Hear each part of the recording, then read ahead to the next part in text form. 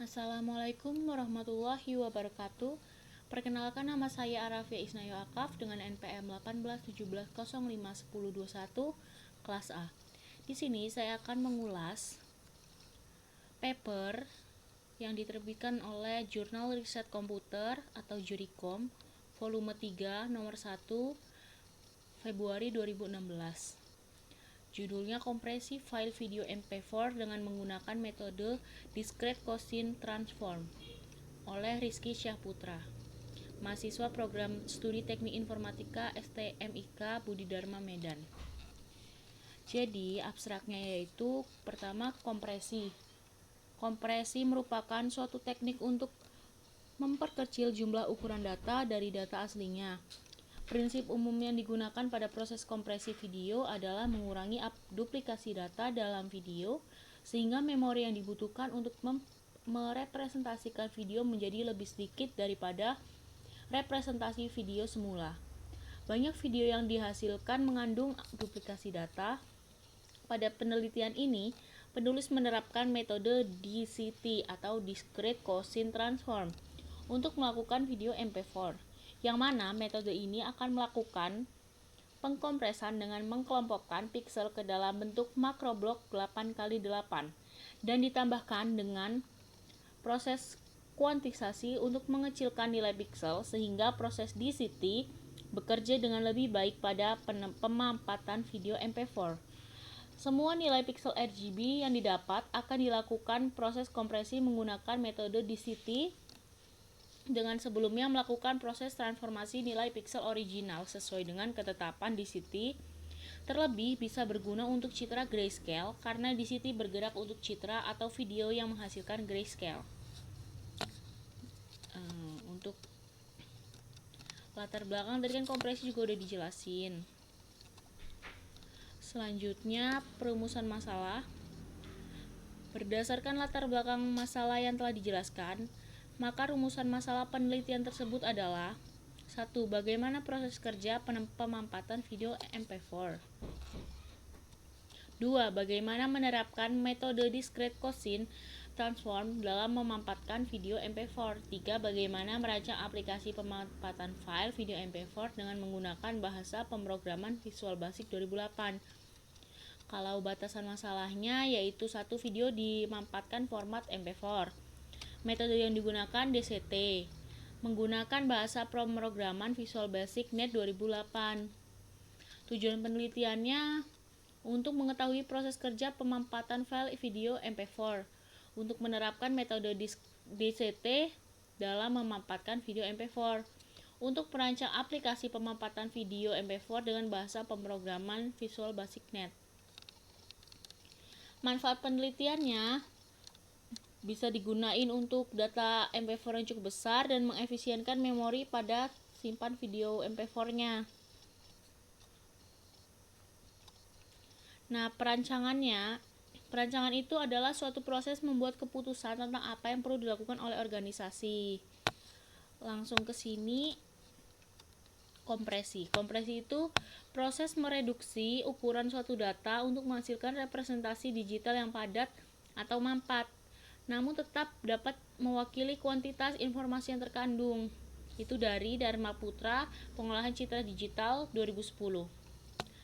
Terus metode DCT atau Discrete Gaussian Transform, sering disingkat DCT, mirip dengan transformasi Fourier, hanya saja DCT menggunakan komponen sinus saja. DCT telah menjadi pilihan sebagai dasar algoritma kompresi JPEG dan MPEG. DCT mempunyai dua sifat utama untuk kompresi citra dan video, yaitu 1. Mengkonsentrasikan energi citra ke dalam sejumlah kecil koefisien atau energy compaction. 2. Meminimalkan saling ketergantungan di antara koefisien decorrelation. Keuntungan DCT-nya menghitung kuantitas bit-bit image di mana pesan tersebut disembunyikan di dalamnya. Walaupun image-nya dikompresi dengan lossy compression akan menimbulkan kecurigaan karena perubahan LSB akan terlihat jelas. Pada metode ini, hal ini tidak akan terjadi karena metode ini sering terjadi di domain frekuensi dalam image. Kalau kekurangan DCT itu tidak tahan terhadap perubahan suatu objek, dikarenakan pesan mudah dihapus karena lokasi pengisipan data dan pembuatan data dengan metode DCT diketahui. Langsung saja ke penerapan metode Discrete Gaussian Transform atau DCT pada video MP4. Ini contoh video 1 frame yang akan dikompres sebagai berikut. Ini resolusinya itu 50x37. Ini ya contohnya. Nah, dengan RGB dari hasil screenshot digital di atas, screenshot ini adalah ini 6179897188 sampai ya ini yang disebutkan ini sampai ini 4563777491 dan tidak dapat saya sebutkan semua karena terlalu banyak menghitung durasi agar tidak terlalu panjang. Selanjutnya, nilai citra yang akan dikompres adalah nilai video sesuai dengan ketetapan DCT yang bergerak pada rentan min 128 sampai 127. Pada video yang dikompres akan terjadi pemampatan video per frame. Setiap frame pada video akan otomatis terkompres pada makroblok 8x8 sesuai besar resolusi video. Pada contoh video beresolusi 56x42 pixel itu sama dengan 2352 dibagikan ke makroblok 8x8. Maka akan terbentuk sebanyak 36 makroblok yang pada setiap makroblok akan terjadi penghilangan data sesuai dengan rumus dari metode.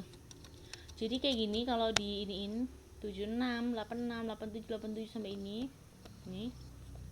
Nah, data matriks original dikurangi dengan 128 karena algoritma DCT itu bekerja pada rentang min 128 sampai 127. Nah, ini hasil setelah di atas ini dikurangi 128, kan 76 dikurang 128 itu min 52. 86 kurang 128 itu min 42 dan seterusnya sampai sini. Matriks di atas ini sama aja matriks M, diasumsikan sebagai matriks M.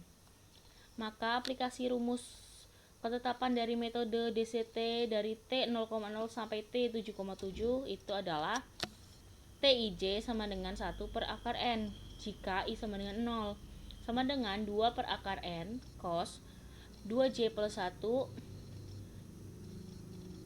IP per 2N if I tidak sama dengan 0, N itu ordo matriks, P itu 180 derajat. Setelah dihitung bentuk T 0,0 sampai T 7,7 itu jadi matriks T. Kalau dihitung hasilnya, jadi ini matriks T-nya. Nah, kalau udah matriks T-nya ada terus ditranspos. Nah, jadi matriks T yang tadi di bawah ini ditranspos jadi ini. Setelah didapat nilai di atas, selanjutnya dilakukan kuantitasasi. Merupakan proses mengulangi jumlah bit yang diperlukan untuk menyimpan suatu data video. Tapi sebelumnya cari koefisien DCT dengan rumus D sama dengan dalam kurung T kali M, tutup kurung kali T transpos. Ini kan matriks T-nya. Ini matriks M. Dikaliin kan matriks T dan matriks M. Terus hasil matriks T dan M itu ini. Lalu dikalikan dengan matriks transpos T. Nah, ini setelah dikalikan ini. Terus hasil yang merupakan koefisien DCT ini. Matriks kuantisasinya ini. Hasil kuantisasinya min 16, min 23 sampai ini 0 seterusnya. Kemudian bagikan setiap nilai pixel dengan ketentuan. Nilai harus mendekati integer terdekat. Lalu pada tahap kompresi terakhir adalah zigzag scanning. Skema zigzag scanning yang udah dirutin sesuai panah itu ini.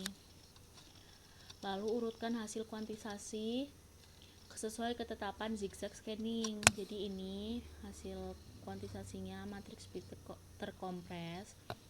Tujuan zigzag scanning itu mengurutkan agar nilai pada kiri atas tidak bernilai 0 dan nilai kanan bernilai 0. Jadi yang kiri atas nggak boleh 0, yang kanan yang nilai kanan bawah itu bernilai 0 gitu.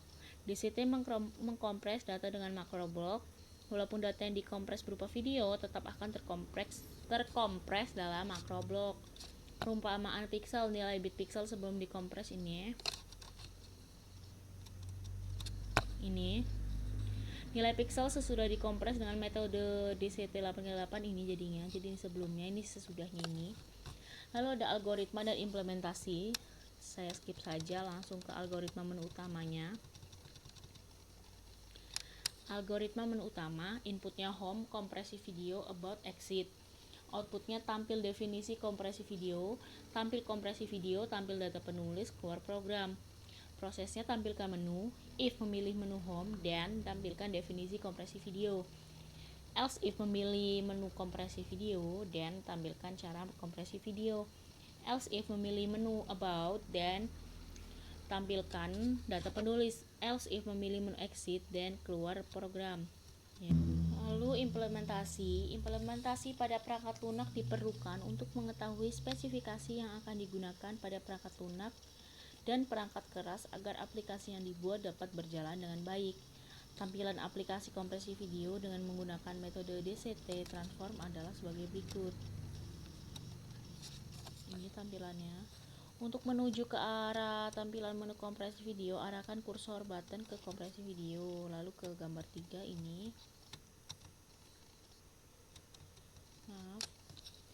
Menu about tentang data penulis. Untuk menuju ke tampilan menu about, arahkan kursor ke button about ini. Jadi ini pokoknya udah ada biodatanya. Button exit untuk keluar ini. Kesimpulan, kompresi video diperlukan untuk memperkecil ukuran data sehingga akan lebih efisien dalam penyimpanan data pada memori maupun untuk mempermudah dalam proses transmisi sebagai kebutuhan. Penerapan metode DCT pada kompresi video yaitu dengan cara membagikan setiap pixel-pixel video ke dalam matriks makroblok 8x8. Perancangan aplikasi kompresi video dengan menggunakan aplikasi Visual Basic 2008. Jadi seperti itu. Apabila ada kesalahan, saya mohon maaf. Saya akhiri, wabillahi taufiq wal hidayah. Wassalamualaikum warahmatullahi wabarakatuh.